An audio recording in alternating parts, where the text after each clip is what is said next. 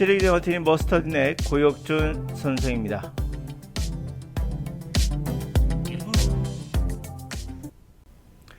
자, 오늘은 이계국어를 사용하는 바이링구얼리즘이라는 그 능력을 가진 사람들의 영어를 어떻게 하면 우리가 배울 수 있는가에 관한 이야기입니다.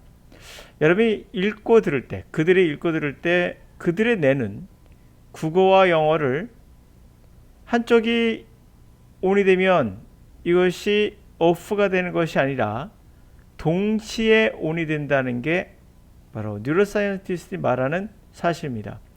이 과학적 실험은 결국에 국어와 영어가 동시에 못 알아들어도, 예를 들어서 바이오링구얼리즘이라는 단어를 영어로는 알겠죠. 이계국어 사용한다면. 그럼 국어로는 모를 겁니다. 이 단어가 국어에 바이오링구얼리즘이라는 단어가 없으니까요.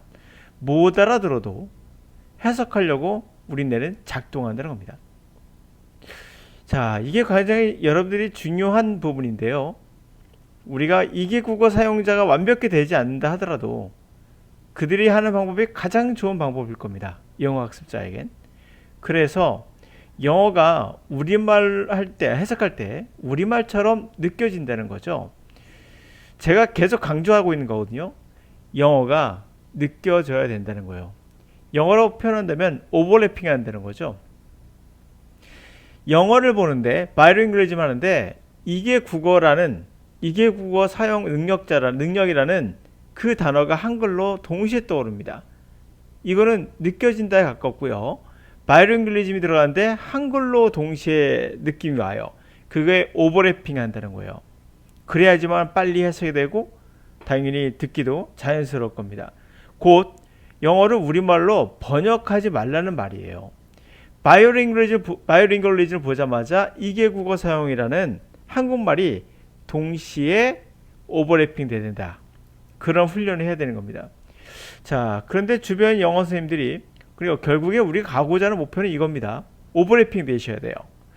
주변 영어 선생님들이 영어를 문법으로 번역하듯이 가르치는 이유는 뭘까요? 그 이유는 간단합니다. 이것을 가르칠 수 없기 때문에 그들이 할 수 있는 방법은 아주 쉬운 방법을 선택하는 거예요. 바로 지금 이 문장 해석해 보세요.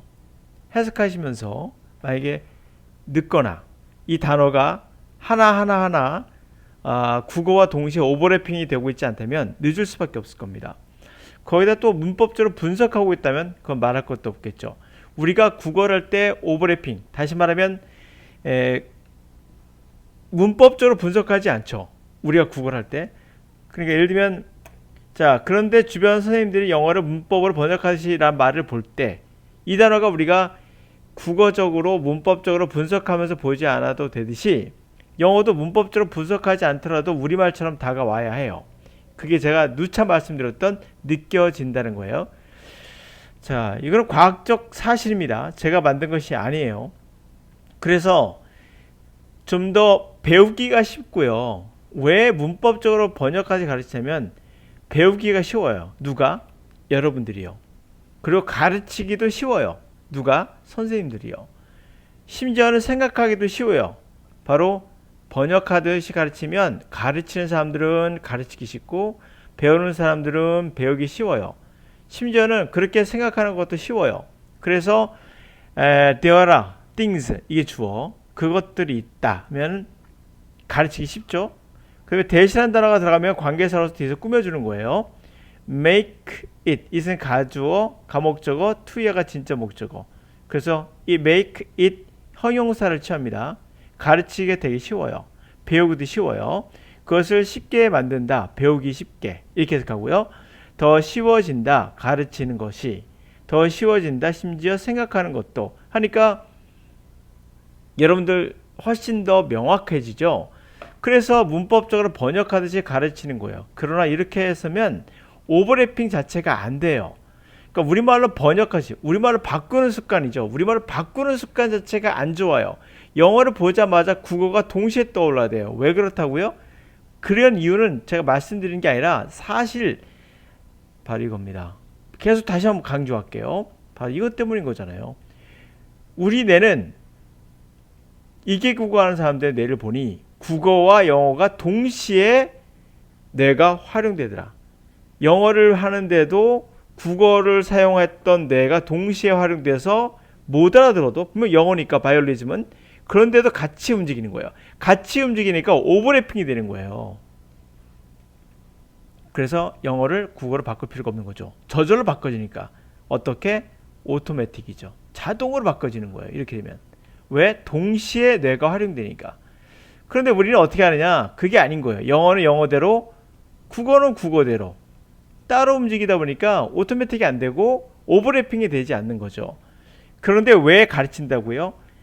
배우기 쉽고, 그리고 가르치기 쉽고, 심지어는 그렇게 번역하듯이 해석하면 생각하기도 쉬워요. 그런 이유로 계속 그렇게 가르치고 있는 거죠. 이거는 우리의 영어의 학습 방법과 당연히 일치하지 않는 좋지 못한 방법이라는 걸 제가 말씀드리고 있는 거예요. 어떤 걸로? 뉴로사이언스의 과학으로요. 자, 지나치게 영어를 단순화시킨 거거든요. 앞에 있는 게요. 이것이. 그러니까 비유하자면 영어는 자네가 담당한다고 배운 적이 있을 거예요. 그렇지 않아요. 이미 이건 과학적으로 발견된 겁니다. 영어는 자네가 담당한다? 꼭 그렇게 말할 수는 없어요. 근데 그렇게 하고 나고 있잖아요. 오른손잡이는요 99%가 자네가 담당하는 게 맞아요.